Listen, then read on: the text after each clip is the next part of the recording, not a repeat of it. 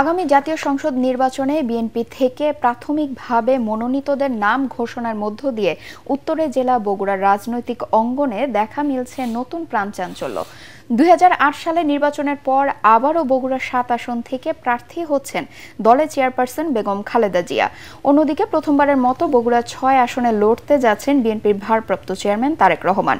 জেলাবাসীর মতে নতুন রূপে জাগছে বিএনপি, নতুন প্রত্যাশায় এগিয়ে চলেছে নেতাকর্মীরা। বগুড়া থেকে আজিজুল হাকিম রুমনের রিপোর্ট জানাচ্ছেন খায়রুল ইসলাম। বগুড়ার রাজপথ এখন বিএনপি কর্মীদের পদচারণায় মুখর। সোমবার দলীয় চেয়ারপারসন বেগম খালেদা জিয়া ও ভারপ্রাপ্ত চেয়ারম্যান তারেক রহমানের প্রার্থিতা ঘোষণার পর থেকেই আনন্দ মিছিল, মিষ্টি বিতরণ আর স্লোগানে মুখর পুরো শহর। সবশেষ 2008 সালে বগুড়া 7 আসন থেকে জাতীয় নির্বাচনে অংশ নিয়েছিলেন বেগম খালেদা জিয়া। অন্যদিকে বগুড়া 6 সদর আসন থেকে প্রথমবারের মতো লড়তে যাচ্ছেন তারেক রহমান। স্থানীয় নেতাদের মতে তরুণ নেতৃত্ব হিসেবে তার প্রার্থিতা নতুন উদ্দীপনা সৃষ্টি করেছে। সারা বাংলাদেশের মধ্যে আমি এইটুকু বলতে পারি যে বগুড়াতে ম্যাডাম খালেদা জিয়া, জনাব তারেক রহমান সর্বোচ্চ ভোটে নির্বাচিত করবে বগুড়ার জনগণ। বগুড়ার আপামর জনসাধারণ খুবই খুশি। আমরা 17 বছর ভোট দিতে পারিনি, এবার ইনশাআল্লাহ আমরা মন করে তাকে ভোট দেবো। এবারে আমরা ধানের শেষে ভোট দিয়ে আবার পুনরায় তাকে প্রধানমন্ত্রী হিসেবে আমরা দেখতে চাই। নির্বাচনী মাঠে মা ছেলে একসাথে বগুড়াবাসীর জন্য ঐতিহাসিক ঘটনা।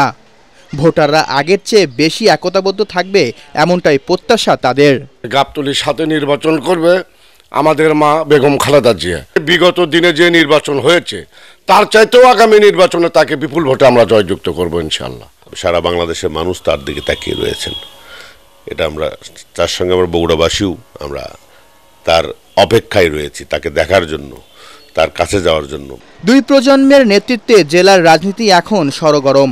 2 আসনের ভোট যুদ্ধে এখন দেখার বিষয় নির্বাচনের মাঠে কেমন করেন বিএনপির নেতাকর্মীরা।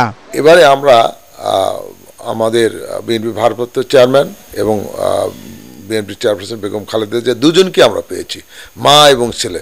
তো এবার আনন্দটা আমাদের একটু ভিন্ন মাত্রা নিয়ে এসে দিয়েছে। কাজে আমি মনে করি শুধু বিএনপির জন্য না, এটা বগুড়াবাসী সর্বস্তরে বগুড়াবাসীর জন্য আনন্দের সংবাদ এবং খুশি সংবাদ। কারণ আপনারা দেখেছেন যে বিএনপি যখন ক্ষমতায় থাকে বগুড়া তখন উন্নয়ন হয়। নেতাকর্মীরা ব্যস্ত নির্বাচনের প্রস্তুতিতে, অন্যদিকে ভোটারদের মধ্যে জমেছে আলোচনা। Bureau report, ATN Bangla.